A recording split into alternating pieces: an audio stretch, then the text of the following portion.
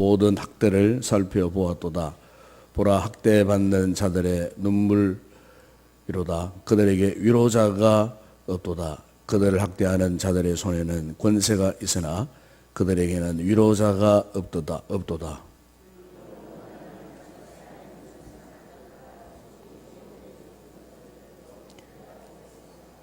이 둘보다 아직 출생하지 아니하여 해 아래에서 행하는 악한 일을 보지 못한 자가 더 복되다 하였노라.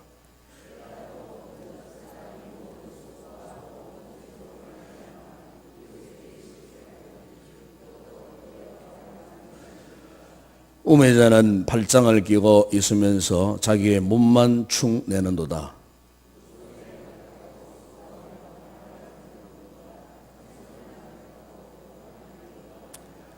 내가 또 다시 해 아래에서 헛된 것을 보았도다.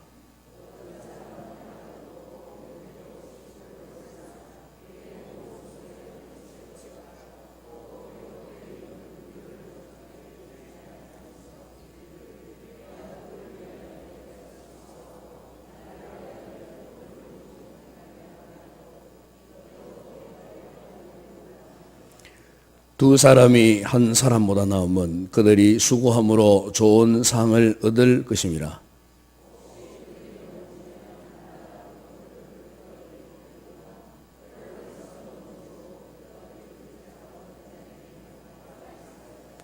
또 두 사람이 함께 누우면 따뜻하거니와 한 사람이면 어찌 따뜻하랴. 한 사람이면 배하겠거니와 두 사람이면 맞설 수 있나니 세 겹줄은 쉽게 끊어지지 아니하느니라. 지난 주간에 어떤 뉴스 가운데에 참 기막힌 사연을 담은 뉴스가 있었습니다. 1955년도에 북파된 그 공작원, 우리 남쪽에서 북쪽으로 북쪽 정보를 캐내기 위해서 이제 침투한 그 특수 부대 요원을 모시고 있던 그 아버지의 그 아들이 46년 만에 그 아버지의 죽음의 실체를 알고 우리가 국가를 상대로 소송을 했습니다. 그 아버지는 1955년도에 막중한 임무를 받고 북쪽에 이제 침투해 들어갔습니다. 그런데 임무를 수행하는 중에 아마 체포가 된 것 같아요. 발각이 되어갖고 체포되는 즉시 2년 동안 북쪽에서 대남 공작 이제 훈련을 받고 난파가 되었어요. 그런데 대남 공작 훈련을 받는 중에도 그분의 사상은 절대로 변하지 않았어요. 그래서 이제 2년 동안 난파 교육을 받고 난파 되자마자 자수를 했어요. 그런데 우리 남쪽에서 그 사람을 이중 간첩 혐의를 뒤집어 씌워서 그를 죽이고 그것도 죽인 이후에 또 화장까지 해서 전혀 자취를 찾지 못하도록 했습니다. 그러다가 이제 그 아들이 46년 만에 그 아버지의 억울한 죽음을 알고 국가를 대상으로 소송을 했다가 승소를 했어요. 그래서 판결이 났는데 국가는 그 자녀에게 12억 원을 배상하라는 판결이 이제 선고된 것. 제가 이제 그 뉴스를 이렇게 들으면서 참 얼마나 억울했겠나. 오히려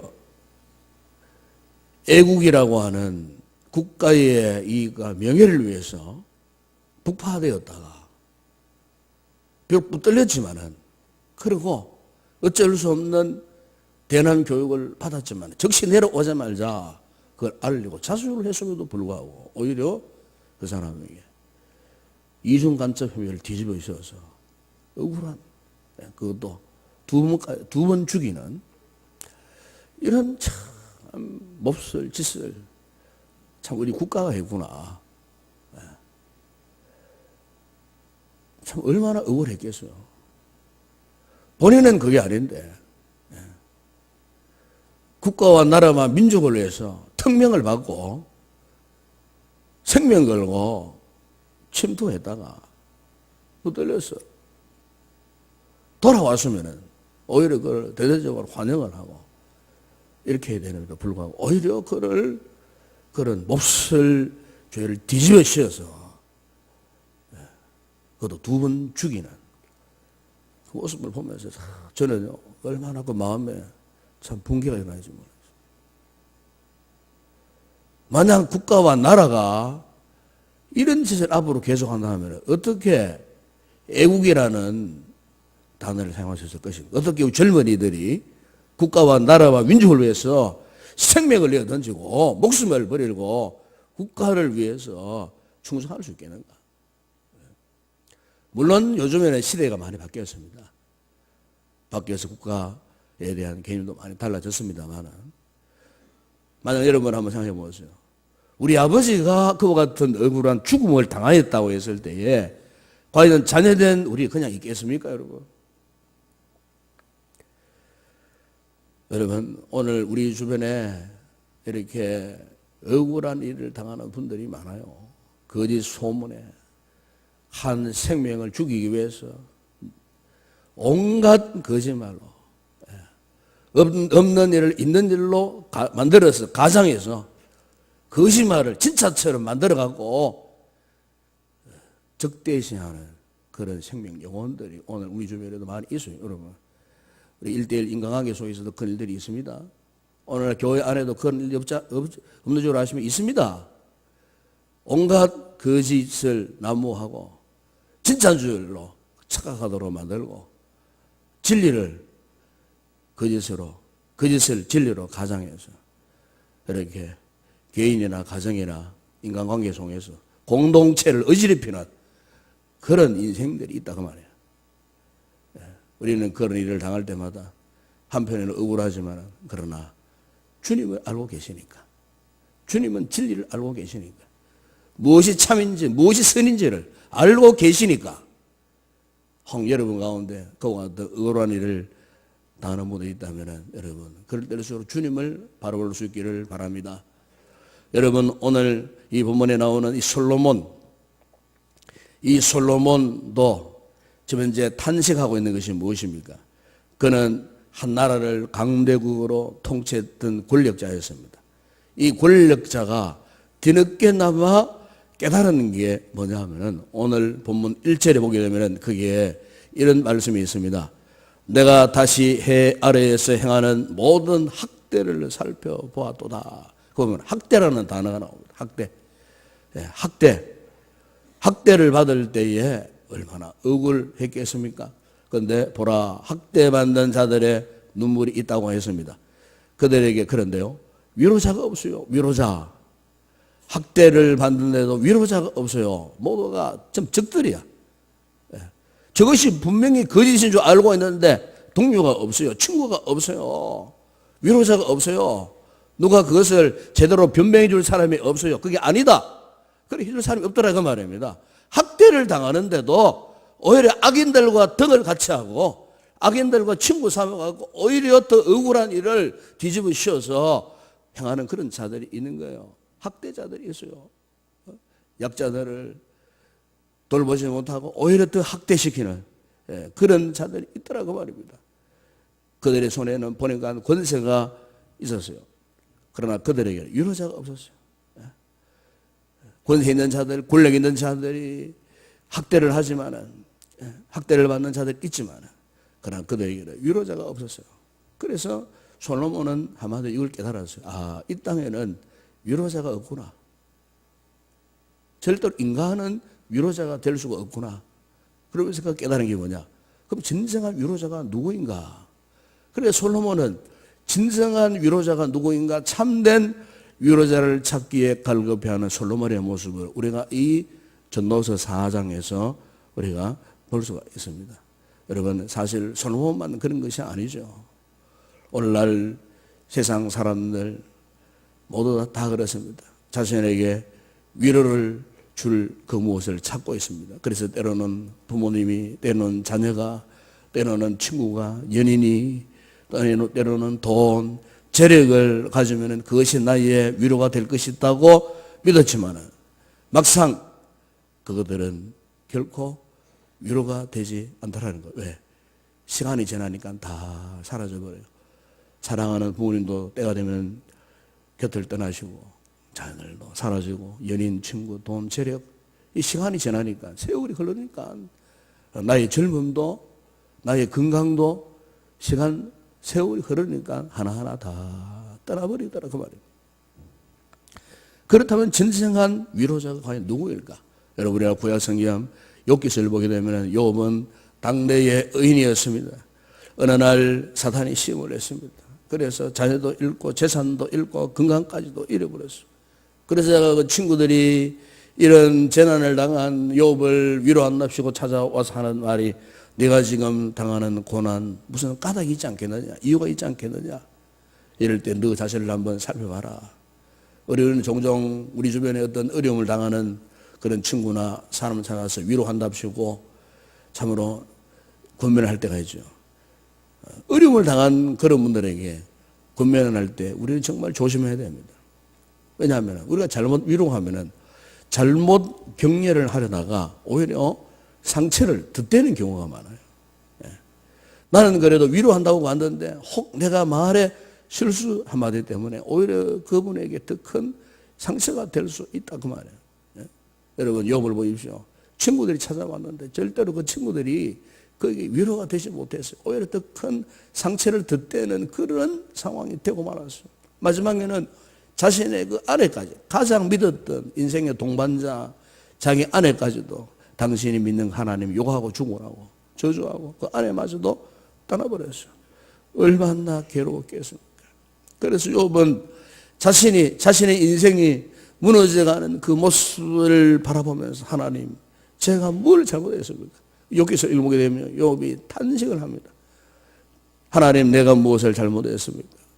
정말로 자신에게 다가온 캄캄하고 단단한 한 벽에 부딪힌 것처럼 막막한 어쩔 수 없는 그 상황 속에서 욥은 하나님께 부르짖습니다. 그때 하나님께서 욥에게 나타나서 하신 말씀이, 욥아, 내가 하늘의 궁창을 펼 때 너는 어디에 있었느냐? 내가 하늘의 별을 달고 해를 달 때 너는 어디에 있었느냐? 내가 땅에 기초를 놓을 때 너는 어디에 있었느냐? 하나님께서 그 고난의 현장 속에 욥에게 찾아오셨어요. 이때 욥이 이 하나님의 말씀 앞에서 정신을 차리고 절대자 하나님을 이렇게 고백합니다. 욥기 16장 19절에 보면은, 지금 나의 증인이 하늘에 계시고 나의 중보자가 높은 데 계시나니. 나의 증인이 하늘에, 나의 삶의 실상, 나의 선악간에 잘되고 못되고 모든 것들이 위에 하나님께서 보신다. 하나님이 정인이 되어주시는 거예요. 하나님이 과연 내가 잘했는가 못했는가, 하나님이 정인이 되어주시는 거예요. 하나님이 보고 계신다는 거예요. 하나님. 욥기 42장 5절에 보니까 그가 이런 고백을 합니다. 내가 주께 대하여 귀로 듣기만 하여사오나 이제는 눈으로 주를 배움나이다. 이제 직접 욥은 눈으로 하나님을 직접 목격을 했어요. 인생의 막다른 골목에서 그 누구도 위로자가 되지 못했던 그 고난의 현장 속에서 그를 찾아온 분은 누구냐면 하나님이 있었다고 말이에요. 하나님이 그를 찾아오셨어요. 하나님의 임재를 그가 깨달았어요. 그래서 그 하나님을 경험했을 때에, 하나님이 계시는구나. 하나님이 나의 사정을 알고 계시는구나. 하나님의 임재를 그가 깨달았을 때에 하나님께 대한 신앙 고백이 달라진, 친구도 아내도 모두가 그에게는 위로자가 되지 않았습니다. 오직 절대자 하나님만이 참된 위로자가 되었다는 것을 우리 욥기에서 우리가 읽지 않습니까? 여러분, 오늘 본문의 솔로몬의 경우도 사실 솔로몬은 욥과는 정반대의 상황에 있는 사람이었죠. 욥은 모든 걸 다 잃어버린 상태에 있었어요. 그러나 솔로몬은 모든 권력과 그리고 부귀와 영화의 정점에 있었던 사람이에요. 이게 좀 차이가 나요. 그런데 한쪽 사람은 모든 걸 다 잃어버린 상태에서, 한쪽 사람은 아직도 그 모든 것을 누리고 있는 그 상태에서 이 두 사람이 깨달았는데 이 깨달음은 결국 결론은 같았어요. 결론은. 없는 사람에게 위로자도 하나님이셨고 모든 권력의 정점에 서 있었던 모든 것을 누리던 솔로몬에게 있어서도 이 진리를 깨닫고 나니까 있는 사람에게도 결국 하나님만이 위로자가 되시는 거야. 권력도 물질도 재력도 권세도 세상 부귀와 영화도 절대로 위로가 되지 아니하고 오직 하나님만이 위로가 되시는구나. 그러므로 결론은 뭡니까?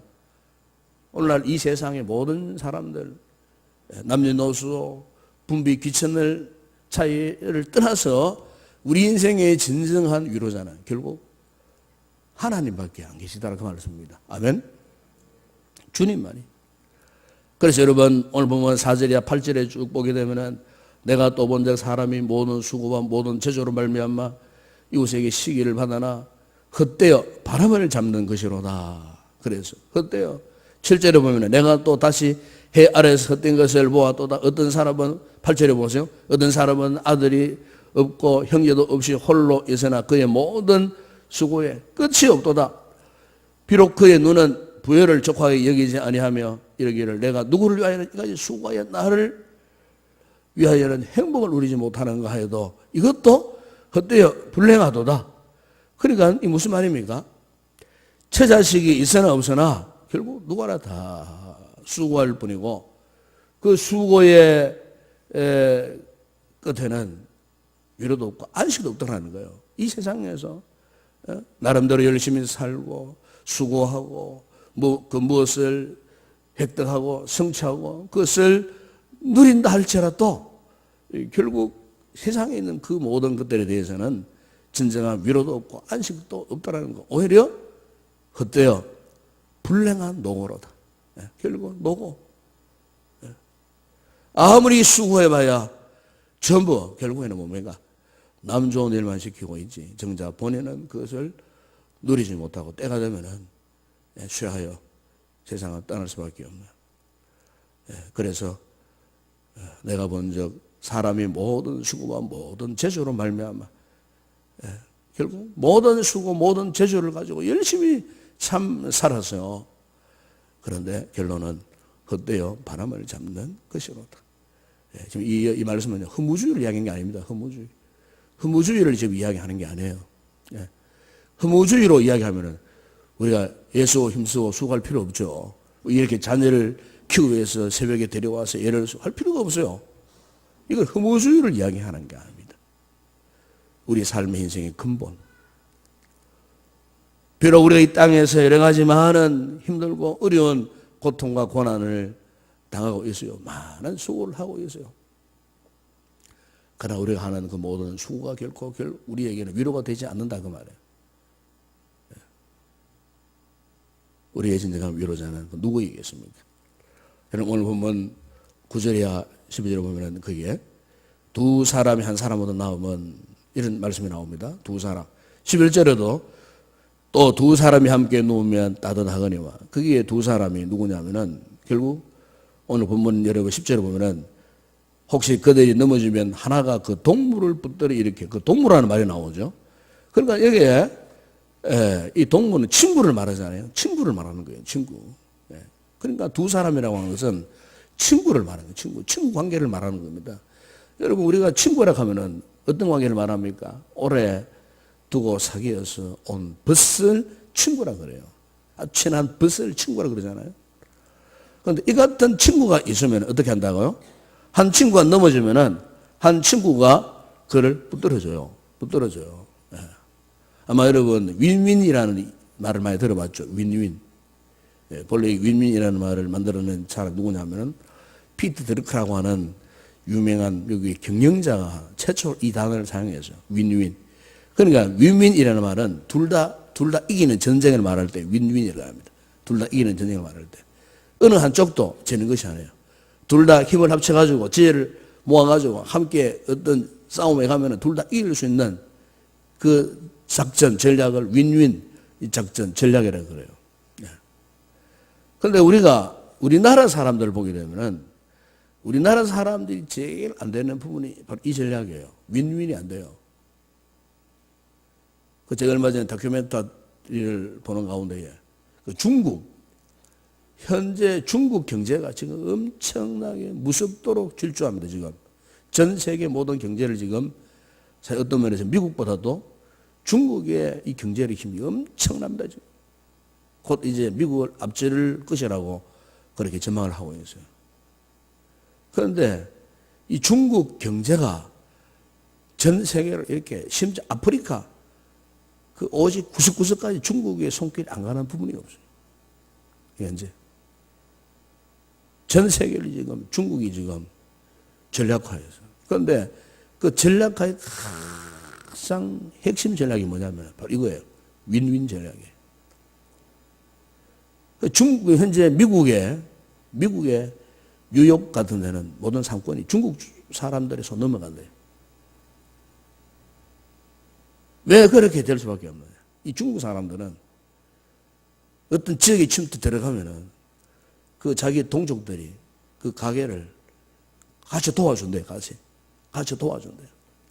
돈도 공짜로 막 빌려주고 투자해준다. 그래가지고 그 가게가 잘 되도록 해가지고 남 옆에 있는 가게를 사버린대. 확장해버린 거예요. 윈윈, 무서운 윈윈 전략을 지금 펼치고 있는 거예요. 반대로 우리나라 사람들은 어떻습니까? 옆에 가게 좀 잘 된다고 얼마나 시기 질투하고 그것을 못 밟아가지고 잠을 못 자잖아요. 자기만 살아남아요. 근데 중국은 안 그래요. 같이 살아남기 위해서 같이 투자를 하는 거예요.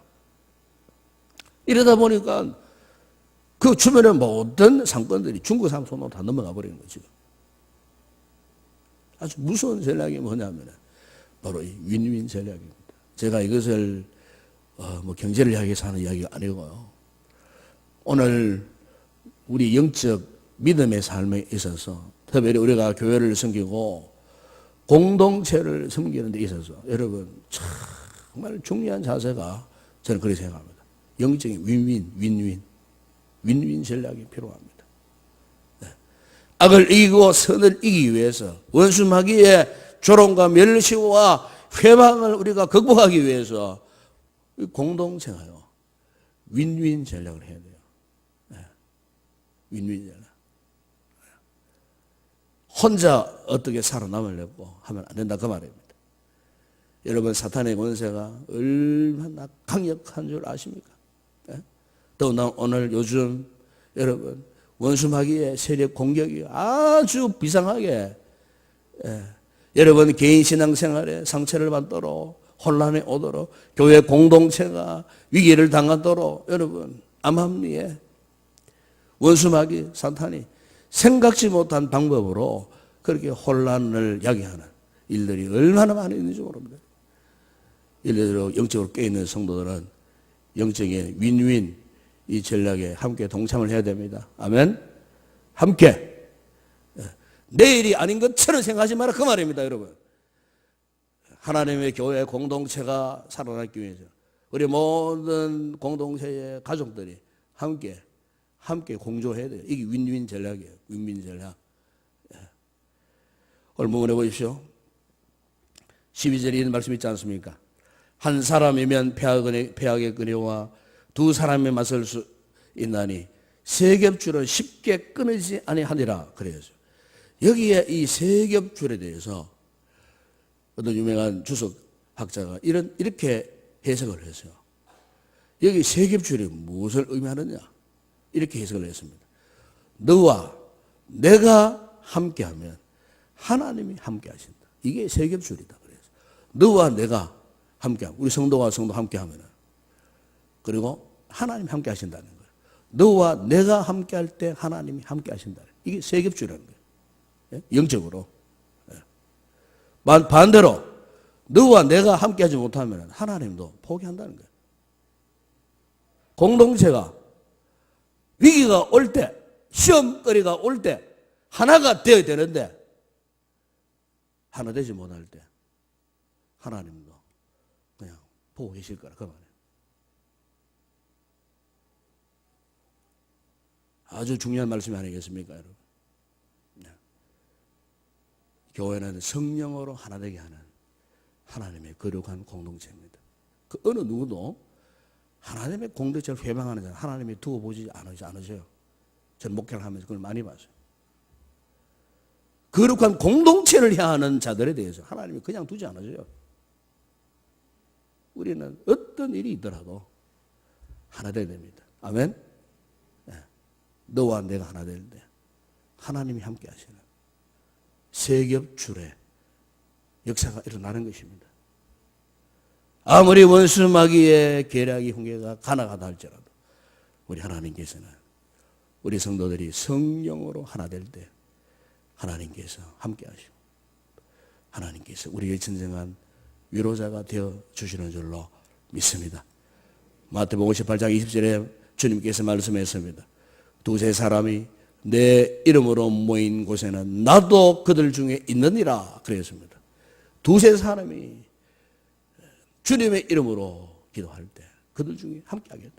요한복음 15장 15절에 이제부터는 너희를 종이라 하지 아니하리니 종은 주인이 하는 것을 알지 못함이라 너희를 친구라 하였노니. 그래서 친구. 우리는 그냥 관계가 아닙니다, 여러분. 주님과 우리와의 친구의 관계예요. 그러므로 사도 바울은 고린도서 1장 3절에 4절에서 이런 고백을 했습니다. 찬송하려로다. 그는 우리 주 예수 그리스도의 하나님이시요 자비의 아버지시요 모든 위로의 하나님이시며 우리의 모든 환난 중에서 우리를 위로하사 우리로 하여금 하나님께 받는 위로로서 모든 환난 중에 있는 자들을 능히 위로하게 하시는 이시로다. 아멘. 그렇습니다. 바로 이 진리를 권력의 정점에 앉아 온갖 부귀영화를 누리던 솔로몬이 이 사실을 깨달았다는 것입니다. 하나님만이 위로자가 되신다 하는 사실. 그렇습니다. 오늘 우리에게도 주님만이 우리의 위로자가 되시는 줄로 믿습니다. 성령님만이 우리의 위로자가 되십니다. 이 같은 진정한 위로를 누리고 어떠한 환난, 어떠한 어려움에서도 흔들리거나 무너지지 않고 이 같은 참된 위로를 우리는 아름다운 믿음의 성도들이 되기를 주의 이름으로 축원합니다.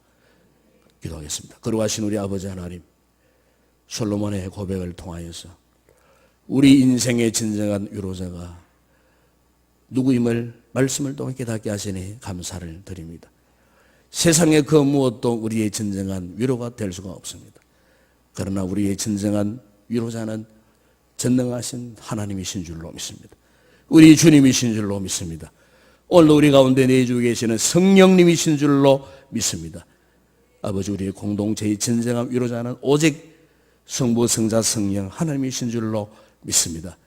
이 새벽에 우리가 이 분명한 신앙 고백을 갖고 새로운 힘을 얻어 믿음으로 승리하며 나아가는 귀한 성도들 다 되게 하여 주시옵소서. 예수님의 이름으로 기도드리옵나이다. 아멘.